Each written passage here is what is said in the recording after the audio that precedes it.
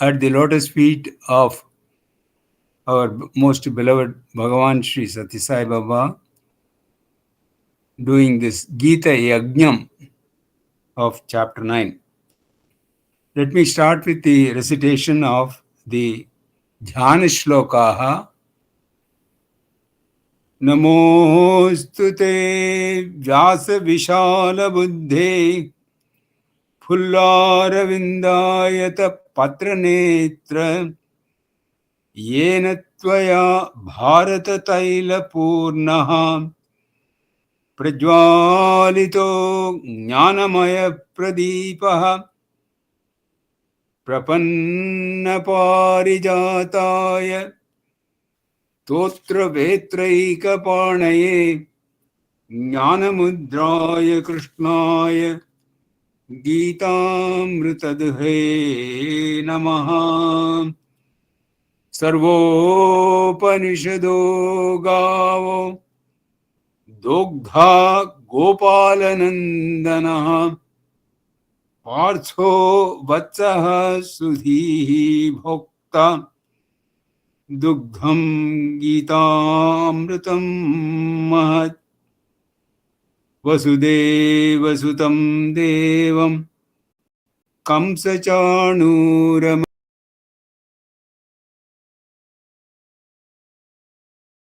Devam Shri Krishnam Vande Jagadgurum. Atha Namodhyayah. Shri Bhagavan Uvacha Idam Tute Guhyatamam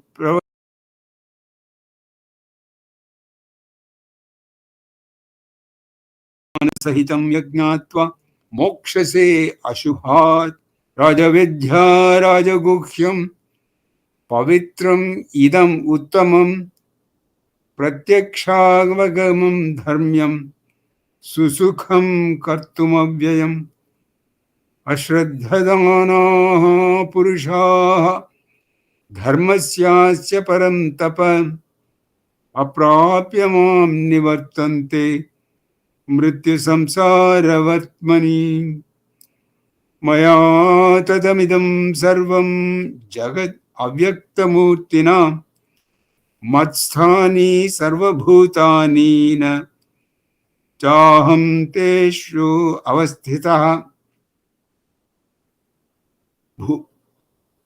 Avasthita Nachamatthani Bhutani Pashyame Yogamaishwaram Bhuta Bhrunnacha Bhutastho Mamatma Bhuta Bhavanaha Yathakashasthito Nityam Vayuhu Sarvatra Mahan Tatha Sarvani Bhutani Matsthani Iti Upadharaya Sarvabhutani Kaunteya Prakritim Yanti Mamikam Kalpakshaye Punastani Kalpadau Visrujamyaham Prakritim Swam Avashtabhyam Visrujami Punah Punaham Bhutagramam Imam Kritsnam Avasham Prakriter Vashal Nachamam Tani Karmani Nibadhanti Dhananjaya Udasi Navadasinam Asaktam Teshu Karmasu Mayadhyakshena Prakritihi Suyate Sacharacharam Hetunanena Kaunteya Jagad Viparivartate Avajananti Mam Mudhaha Manushim Tanum Ashritam Param Bhavam Ajananto Mama Bhuta Maheshwaram Moghasha Mogha Karmano Mogha Jnana Vichetasaha Rakshasim Asurim Chaiva Prakritim Mohinim Shritaha महात्मानस्तु मां पार्थ दैवीं प्रकृतिमाश्रिताः भजन्ति अनन्यमनसो ज्ञात्वा भूतादिम् अव्ययम् सततं कीर्तयन्तो मां यतन्तश्च दृढव्रताः नमस्यन्तश्च मां भक्त्या नित्ययुक्ता उपासते ज्ञानयज्ञेन चाप्यन्ये यजन्तो मामुपासते एकत्वेन पृथक्त्वेन बहुधा विश्वतो मुखम् अहं क्रतुरहं यज्ञः स्वधाहम् अहम् औषधम् मन्त्रोऽहम् अमेवाज्यम् अहम् अग्निः अहं हुतम्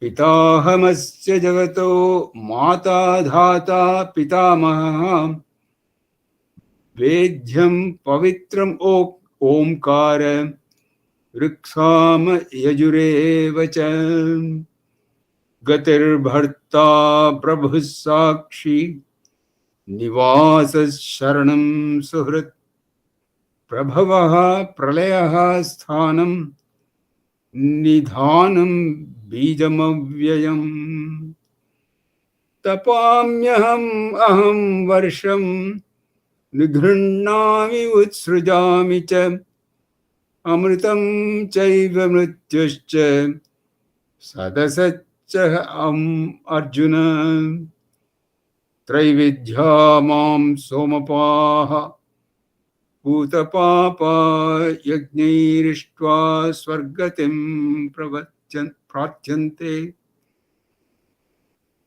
त्रैविध्या मां सोमपाः भूतपापा यज्ञैरिष्ट्वा स्वर्गतिं प्रार्थयन्ते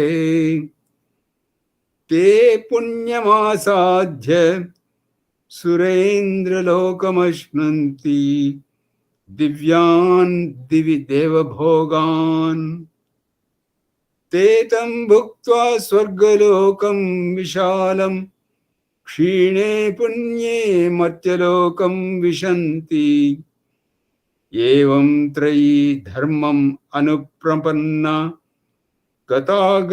गतागतं कामकामा लभन्ते अनन्याश्चिन्तयन्तो मां ये जनाः पर्युपासते तेषां नित्याभियुक्तानां योगक्षेमं वहाम्यहम् येऽप्यन्यदेवता येऽप्यन्यदेवा भक्ता यजन्ते श्रद्धयान्विताः तेऽपि मामेव कौन्तेय भजन्त्य विधिपूर्वकम् अहं हि सर्वयज्ञानां भोक्ता च प्रभुरेव च न तु माम् अभिजानन्ति तत्त्वेनातश्चवन्ति ते अहं ते सर्वयज्ञानां भोक्ता च प्रभुरेव च न तु माम् अभिजानन्ति तत्त्वेनाश्चवन्ति ते यान्ति देवव्रता देवान् पृथुन् यान्ति पृथुव्रताः भूतानि यान्ति भूतेज्या यान्ति मध्याजिनोऽपि माम् पत्रं पुष्पं फलं तोयं यो मे भक्त्या प्रयच्छति तदहं भक्त्युपहृतम् अश्नामि प्रयतात्मनः यत्करोषि यदश्नासि यज्जुगोषि तदासि यत् तपस्यसि कौन्तेय तत्कुरुष्व मदर्पणम् शुभाशुभफलैर्एवं मोक्षसे कर्मबन्धनैः संन्यासयोगयुक्तात्मा विमुक्तो माम् उपैष्यसि समोहं सर्वभूतेषु न मे द्वेष्योऽस्ति न प्रियः ये भजन्ति तु मां भक्त्या मयि ते तेषु चाप्यहम् अपि चेत् सुदुराचारो भजते माम् अन्यभाक् साधुरेव समन्तव्यः सम्यक् व्यवसितो हि सः क्षिप्रं भवति धर्मात्मा शश्वच्छन्तीं निगच्छति कौन्तेय प्रतिजानीहि न मे भक्तः प्रणश्यति मां हि पार्थ विपाश्रित्य येऽपि स्युः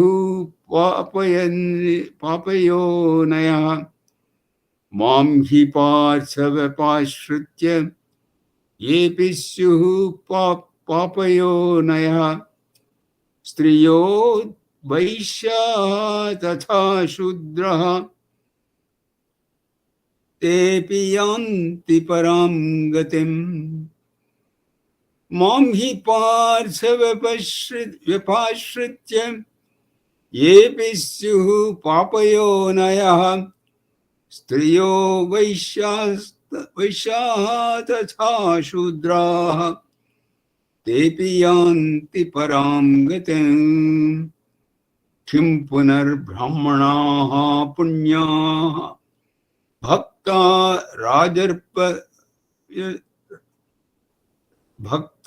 राजर्षयस्तथा अनित्यम् असुखं लोकम् इमं प्राप्य भजस्व माम् मन्मना भव मद्भक्तो भव मध्याजी मां नमस्कुरु मामे वैश्यसि युक्त्वैवम् आत्मानं मत्परायणः।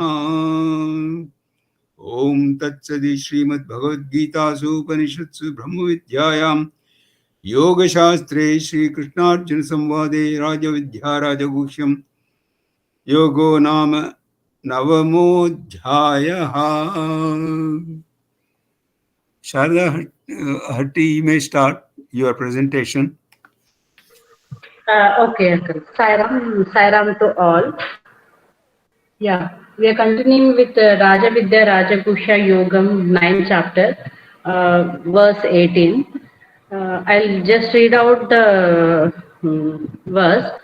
Gatir Bharta Prabhu Sakshi Nivasa Sharanam Suhruta Prabhuva Pralaya Sthanam Nidhanam Bijam Avayam. I'll read again. Gatir Bharta Prabhu Sakshi Nivasaha Sharanam Suhruta Prabhuva Pralaya Sthanam Nidhanam Bijam Avayam.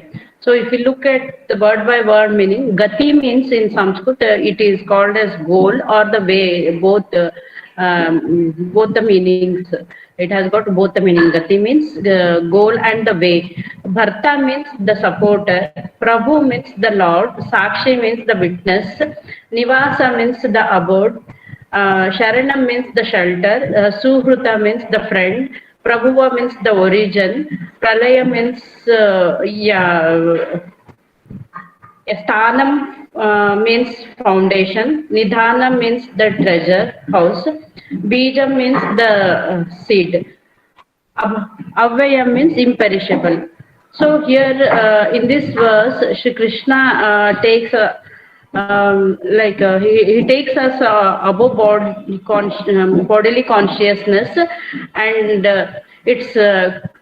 so the translation is the translation is, I am the supreme goal of all living beings. I am their sustainer, master, witness, abode, shelter, and friend. I am the origin. I am the end, resting place of creation. I am the repository and eternal seed. So Gati means as I said, it has got two meanings: the way and the goal.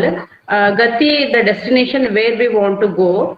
But the ultimate goal is Krishna. Although many people do not know, ultimate goal is God. One who does not know Krishna, they are misleaded. So they are Lord Shri Krishna is saying, so they are living either partial life or hallucinatory life. So he is saying that who don't know God is the ultimate goal, so they live partial life. Here Shri Krishna is saying. So according to Swami Mukundanand, since the soul is a tiny part of God, it's every relationship is with Him only. So we feel that our worldly relations are important.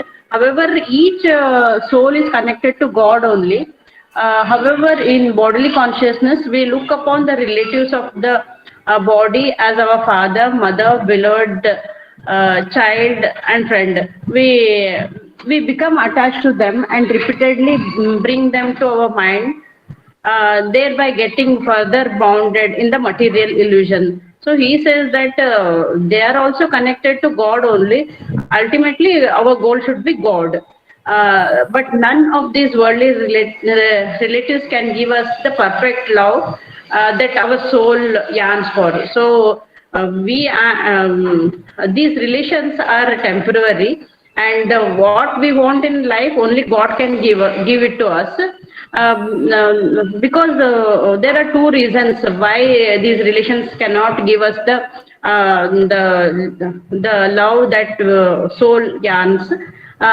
One reason is, firstly, the relationships are temporary, and the separation is unavoidable. Even though person may be good, but when they depart us, our life becomes miserable. That we should understand. Firstly, these relationships are temporary and separation is unavoidable when either they are or we depart from the world. Secondly, even as long as they are alive, some relations attachment is based on the selfishness and fluctuates in direct proportion to the extent by which means if here if the relations maybe child, mother, father, parents, maybe the relationship may be bonding, everything, whatever we want we may get it, but the problem is here that that is temporary. The second is relatives, friends, and everything. It is attachment is based on this selfishness, and it fluctuates. So if they are not get satisfied, they may depart us. We may stay. If we get angry, we may stay away from them. So here, these are the two reasons. God should be our goal, he is saying, and thus the range of intensity of worldly love varies from moment to moment throughout the day. So we may say that my spouse is good. Sometimes if they behave however we expect, if they behave in some other way, we say that he is not nice. Sometimes we may say that spouse is terrible. So these are this is about the worldly relations. So God, on the other hand, God is such a relative who has accompanied us lifetime. After this life also, we have a relationship with God, but not with the soul. In this janma, he may be a spouse, actually in the Janaka came to know that the relationships are temporary. Like here in this in the Ramayana Treta Yuga, his wife was in the previous janma she was actually mother or something like that. Maybe they may be related in the next janma or the previous life, but those are temporary. They may be related to us in the in this janma, but may not be connected to the next life. So that is not only God is permanent, and that's what from the birth to birth we have only permanent relation with God, not with the souls which are around us now. So he is thus our eternal relative. In addition, he has no self interest from us. So the relations, some relations are if we do something good, they will be good with us. But God is not like that. So he has no self-interest. He is perfect, complete in himself. He loves us selflessly, for he only desires our eternal. He only desires our eternal welfare. Thus, God alone is our perfect relative, who is both eternal and selfless. To understand with the example the relation, worldly relation, Swami Mukundananda has explained in the ocean. He has taken example of ocean waves. So two neighboring waves in the ocean flow together for some time and play mirthfully with each other, creating an impression that they have a very deep relationship between them. So, example, spouse, our spouse, he may be attached, and when we leave, we are together and everything. But at the end, however, after traveling some distance, we may have to depart, and once subsides into the ocean, shortly after the other does the same. So did they have any relationship between themselves? No, they were both born from the ocean. Their relationship was with the ocean itself. Similarly, God is like an ocean. And we are like a waves who are emanated from Him. So we create attachment amongst our bodily relations, only leave everyone upon the death, and the journey alone into another birth. So we take birth, we leave this life. As I said, in this life he may be our spouse. Next janma he may be he or she may be related to us. So they may be born somewhere else. But only the God remains our permanent. The truth is that the souls are not related to each other, but the God from they were all emanated is permanent. So summary is: cut all strings of the worldly attachment of your mind, make a rope of these strings, and tie it to the lotus feet of God to help us tie our mind to Him. Shri Krishna here explains to Arjuna that souls, every relationship with every relationship is with God alone. So all are temporary. The permanent is God. Our goal, ultimate goal, should be God. That is what the meaning of this verse. So in the if we look at the I just read the Bhagavad ISKCON book also. They say that we're just opening that. So you need not have to follow some demigods. He says, it is written. So Gati means the destination where we want to go, but the ultimate goal is Krishna. Although the people do not know it, one who does not know the Krishna, they are misled. And there are many who make their destination different demigods. So here we should not make our goal as some demigods by rigid performance of strict by rigid performance means we follow the demigod rituals and everything. We reach some lokas, maybe example Chandra Loka and Indra Loka, Surya Loka, but all lokas are created by again Krishna only. So why to follow the indirect method? We have directly the Krishna or the Swami in front of us. We should make our goal as Krishna, not some demigods or some saints or someone. That's what the meaning. Any questions? Sharda Hatti, you can reserve all the questions after Sai Swarup's presentation. Okay, Sai Swarup is also going to present. Oh. Yeah, that's what he told yesterday. Oh. Yeah, Am I sure. right, Sai Swarup? I will confirm if my audio is clear on my end. Sai Ram.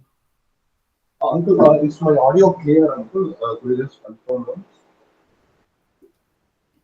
I cannot hear you. It's not audible. Voice is low. Oh, okay. How about now, Auntie? Is it better now? Better. That's better. Sure. Thank you, Uncle. Most Sai Ram welcome. to all. Sai Ram. Loving pranams at the lotus feet of our beloved Sai Krishna. So, we are at the fag end of the 18th chapter today, Sai Ram. So, let me just quickly present the summary, and I'll just give a brief recap of last week. And then we can go to today's story. There is a story today, Sai Ram, and after that we can conclude for the session. After the if any discussion is there, after that we can conclude, Sai Ram. So today we are looking at the topic of the sun's northward path. That was the first topic last week, and then we looked at the meaning of wisdom. Then after that we were talking about detachment.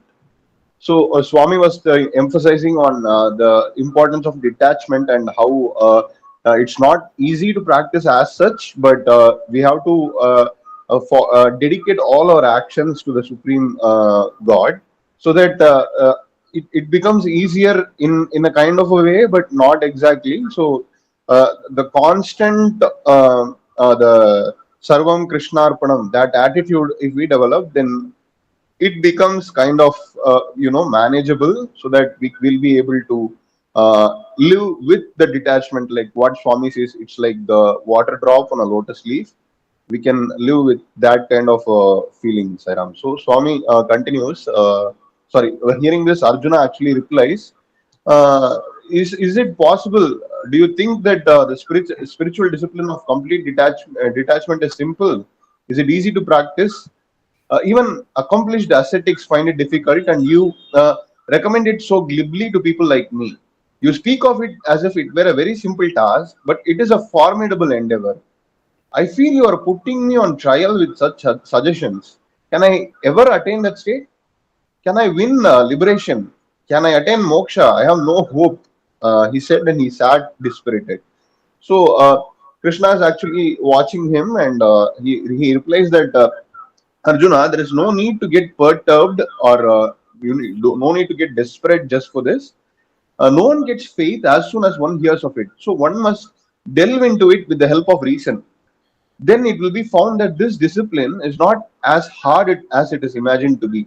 To become completely detached, it is not necessary to grow matted hair or wear ochre robes or torture the body into skin and bone.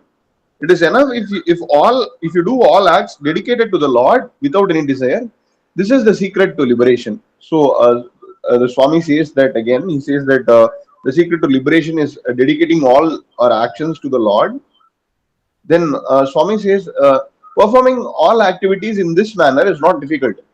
One need only have steady faith and earnestness. Of course, these are essential for every type of activity. So you can realize that they are indispensable for spiritual activity also. Whoever among devotees dedicates all acts to me with no other thought, whoever meditates on me, serves me, worships me, and remembers me, know that I am always with them, ever providing them in this world and the next. I bear the burden of their welfare, Yoga Kshema. Do you hear me?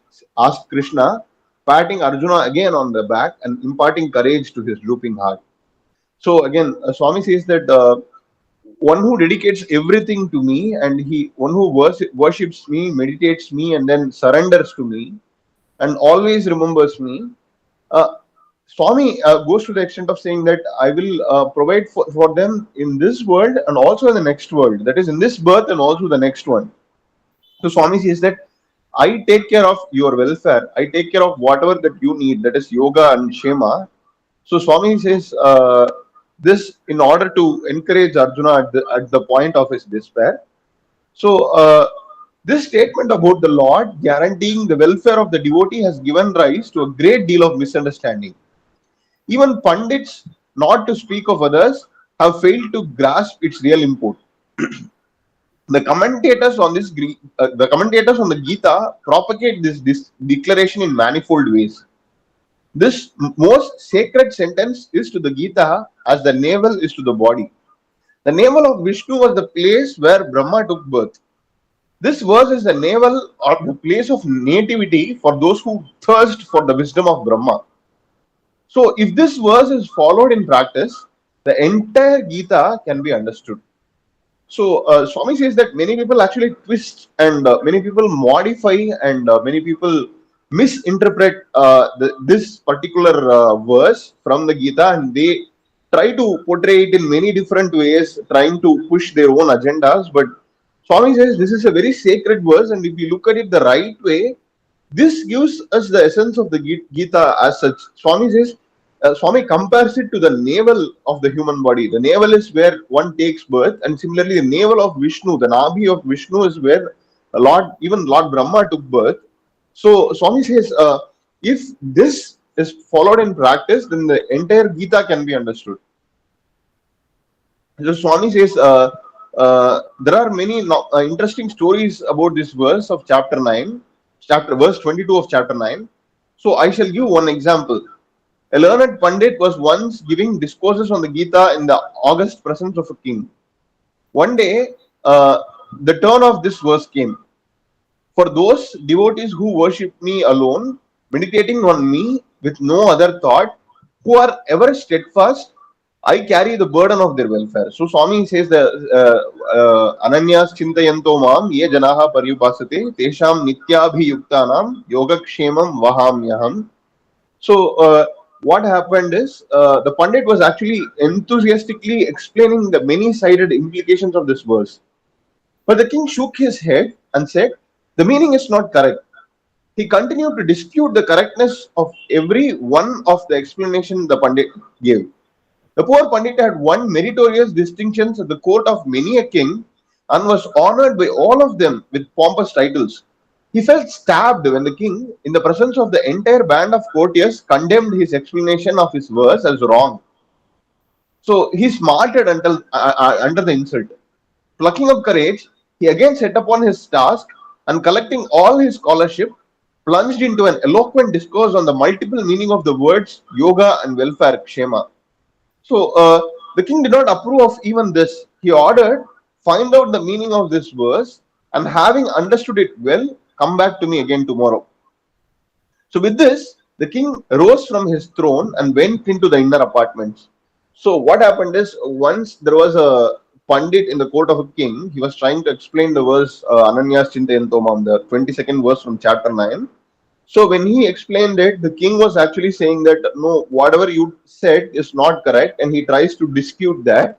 And then the Pandit is actually a little bit flustered because he has already been mentioned as a very great scholar and a very learned person and a very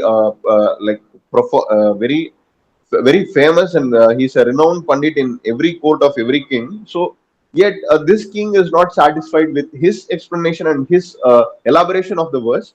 So to which the Pandit goes on once again going into the words yoga and shema, and he starts explaining about that in the literal sense of it, and in the esoteric sense of it, and every way he tries to explain it. But the king is still not satisfied. He is trying to dispute that, and he says that whatever you said has not satisfied me. Come back tomorrow with the proper meaning. Learn the proper meaning and come back tomorrow. He says, and the king leaves the court. The Pandit lost even the few grains of courage left in him. So he was weighed down by anxiety. He tottered under the insult, reached home, and placing the copy of the Gita aside, he fell on the cot. Surprised at this, the Pandit's wife said, "Why did you come home from the palace today in such grief? What happened?" She rained one anxious question after another, so that the Pandit was obliged to describe her what all had happened, and the insults heaped on his head, and the command with which the king had sent home, etc. etc. The wife listened calmly, and after pondering deeply over the incident, and said, "Yes, it's true. What the king said is right. The explanation that you gave for the verse is not correct. How could the king approve it? The fault is yours." So actually, what happens is the king goes back to his home, and he's actually very dejected, and he's actually thinking, and he is constantly he is in a brooding mindset. He does not want to like go into researching on this loka again. He thinks what had happened, and he reminisces everything that happened in the court. And his wife comes and asks what happened. So he says that the king basically said that my verse, the verse that I explained is wrong. So my explanation of the verse 22 is wrong. So when the wife hears that, she says, "Whatever the king said is right. What you said is wrong. So you have the fault." The Pandit actually is very much disturbed by this. At this, the Pandit rose from the cot in anger, like a cobra whose tail is trodden hard. "So what do you know, you silly woman? Am I inferior in intelligence to you? Do you, who are engaged in the kitchen all the time, cooking and serving, claim to know more than I? Shut your mouth and leave my presence," he roared. So the Pandit is very angry at his wife, gave such a response. So he actually basically says her to keep quiet and go back to the kitchen. But the lady stood her ground and replied, "Lord, why do you fly into such a rage at the statement of mere truth? Repeat the verse once again for yourself and ponder its meaning. You will then arrive at the right answer yourself." Thus, by her soft words, the wife brought light into her husband's mind. So here the wife again says, "Please don't get angry about this. Just try to understand the verse once more. Try to repeat the verse and try to understand the meaning within yourself. Try to contemplate within yourselves, and then you will arrive at the right answer." So then he's a bit calm, and he starts analyzing the meaning of each and individual verse of the word of the verse. "For those devotees who worship me alone, Ananyaha Chintayanto Mam," he began deliberately and slowly repeating aloud the various meanings. His wife intervened and said, "What benefit is to learn and expound the meaning of the words? Tell me what your intention was when you approached the king. What was the purpose?" At this, the Pandit got wild. "Don't I run this family, this home? How do I meet the cost of food and drink, of clothes and things, for you and all the rest? It is for the sake of these that I went to him, of course. Or else, what business do I have with him?" he shouted. So the wife actually starts asking, "Why did you go to the king? What intention did you have in order to go to the king and explain this verse?" To which the Pandit gets angry once again, and he says, "I am the one. I am the breadwinner for this house. I bring everything from my whatever I do. So when I expound the verse, in return, I will get something from the king. So with that intention, I went to him. Otherwise, why should I go to him?" He asks. So the wife replied, "If only you had understood what Lord Krishna declared in this verse, the urge to go to this king would not have arisen." If he is worshipped without any other thought, if one but surrenders to him, if at all times the mind is fixed on him, then the Lord has declared in this verse that he would provide everything for the devotee. You have not done these three. You approached the king believing that he would provide everything. That is where you have gone against the meaning of this verse. That is why he did not accept your explanation. Hearing this, the scholar sat a while, ruminating on her remarks. He realized his fault.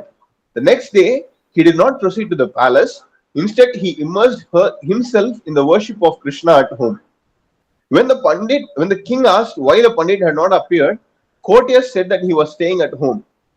So the wife actually says that if you had actually understood what Lord Krishna means in this verse, Lord Krishna says that whoever constantly thinks about me, I would give everything that he needs. I take care of his yoga and shema. So you did not understand the meaning of this verse. You do not believe in the Lord, but you actually you take the words as mere words, and you go to the king and you try to ask things from the king. You expect the king to give you the welfare, whereas the Lord himself has given the declaration. So that is the reason why the king is not agreeing with your explanation. So he understood this, and he tries to again sit and worship Lord Krishna. He does not go to the court the next day. So the king actually asks his courtiers why he has not arrived.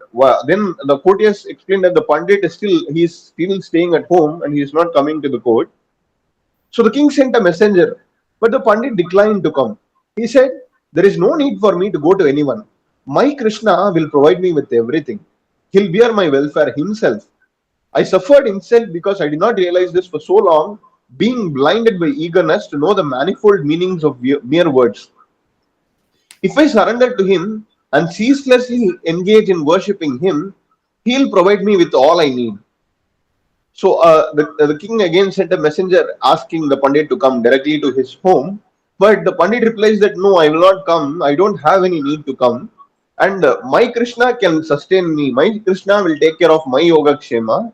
So then I only suffered because I tried to go beyond that, and I tried to go just look at the meaning of different words, and I tried to do my duty with the what to say, with the expectation of a result to that. But if I just constantly worship him, he'll take care of me with whatever I need. So when the king took back the message to the palace, the king proceeded on foot to the dwelling of the Pandit. He fell at the feet of the Pandit, saying, "I thank you sincerely for explaining to me this day, out of your own experience, the meaning of the verse that you expounded yesterday." Thus, the king taught the Pandit that any propagation of spiritual matters that does not come from the crucible of experience is mere glitter and show. Have you grasped the point? So again, the king goes to the Pandit by foot, and he actually says that thank you for teaching me through your experience, showing me through your experience that whatever you have explained me in court yesterday. And then this is the way how the king taught the Pandit, actually saying that mere words are not important, and leaving everything to his will and constantly worshipping him is sufficient for everything, because he'll take care of everything for us and we don't have to do anything extra for ourselves. And Swami says, even today, many learned people who go about discoursing on the Gita and doing propaganda for it do not observe its principles in practice. They are engaged in simply expounding to the world the valueless rind, the textual meaning, the sense of the words, and nothing more. Trying to spread the Gita without actually practicing it is tantamount to ruining the cause and insulting the sacred book. They extol the Gita as the very breath of their life, as the crown of all scriptures, as having emanated from the lips of the Lord Himself. They show so much reverence for the book that their eyes overflow with tears at the very mention of its name. They place it on their heads, they press it on their eyes, they keep it in their shrines and worship it with great bursts of demonstrative devotion. But all the respect, all the worship is only for the paper, the book. Swami says that there are a lot of people who actually go on propagating Gita, but they do not actually observe the principles in practice. That is basically because they have not understood it, and they just go by the textual or the literary meaning of it, and they try to like they praise the words and the verses in the Gita. They talk about it as the very breath of the Lord. They talk about it as the cream of the Vedas and all those things, but they do not actually experience it, or they do not understand what it is actually in life. So Swami says such a kind of an action is actually an insult to the very the word of the Lord, the Gita itself. And Swami says uh, the worship is only for the literal the words and the paper or the book, but not the essence of it. So Swami says, if indeed they had reverence for the words of the Lord, the contents of the book, they would have striven to put them into practice, right? But they do not strive. They have no iota of experience. If they had the experience, none of them would barter the spread of that experience for money. They would only yearn for grace. Today, even not even one in a million among the Gita preachers, those talking about the mission of spreading the Gita, has the yearning for the grace of the Lord. If they had that yearning, they would have no thought of income or money. So Swami says that people who actually people who actually try to show reverence to the words of the Lord, they would easily put it into practice, right? But they actually don't strive to put it in practice because they don't have any experience for that. So if they had the experience, they would not barter it for money. Swami says that such the words of the Lord is not to be given for money, but they would only earn for the grace of the Lord. And uh, Swami says not even one in a million preacher of the Gita preachers who are available today. They have a yearning for the grace of the Lord. If they actually had that yearning, they would have no thought of money or material benefits out of teaching the Gita or explaining the Gita to others or the word of the Lord. So with this, we'll conclude for today, Sairam. I think we can open up to discussions or questions. Uh, Next week, we'll start with chapter 19. Sairam. Very nice, Sai Swarup and Sharda Hatti. Yeah, that Ananya Chintayanto Mama, that is in Vishnu Sahasranama also. That's true. See, Vishnu is Krishna, Krishna is Vishnu. Yeah, that Vishnu Sahasranam some Uvacha, I think. Ananya Correct. Yeah. Chintayanto Mam. Yeah. See, the Yes. Ananya Bhakti. So, loving the Lord as one's own, like Meera did.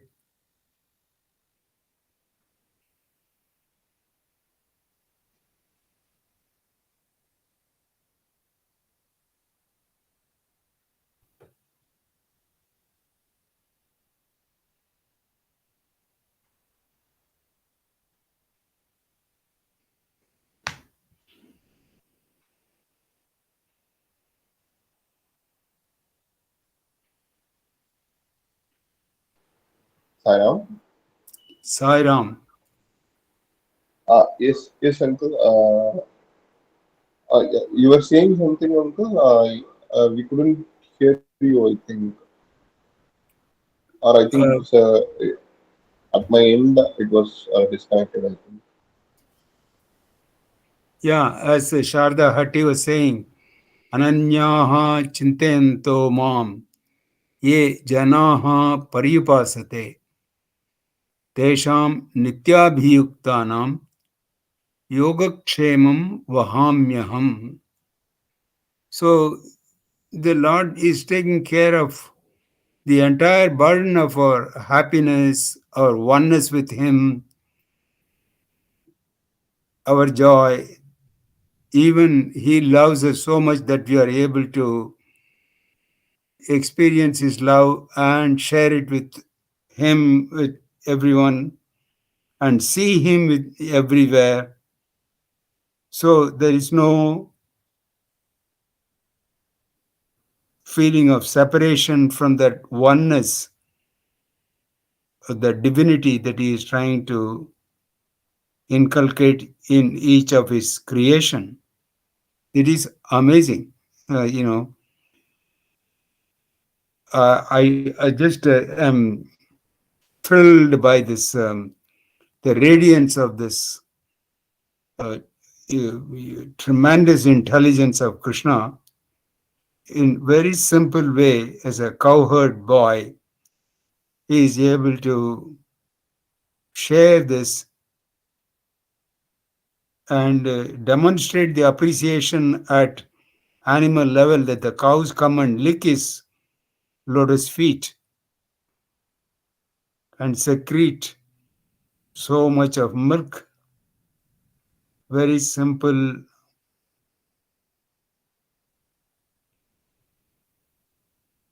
He doesn't behave like any scholar or anything like that, or a pandit.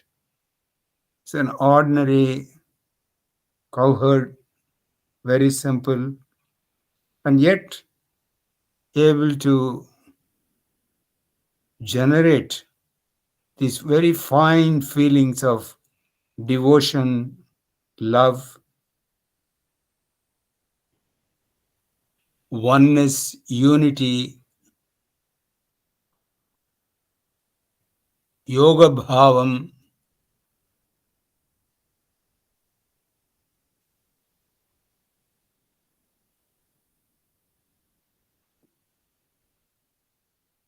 See, the importance of yoga can be explained in so many different ways. Without which we cannot, no human being can exist nor live, because for balance, yogam is highly important.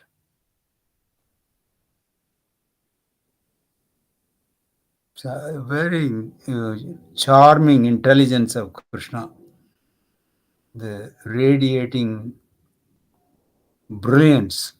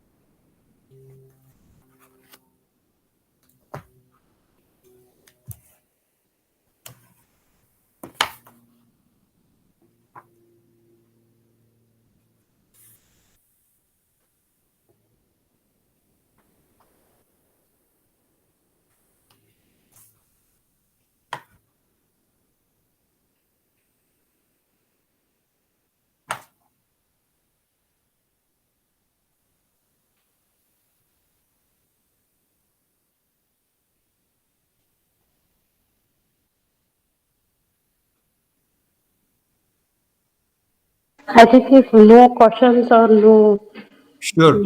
yeah, Sai Swarup, you can conclude.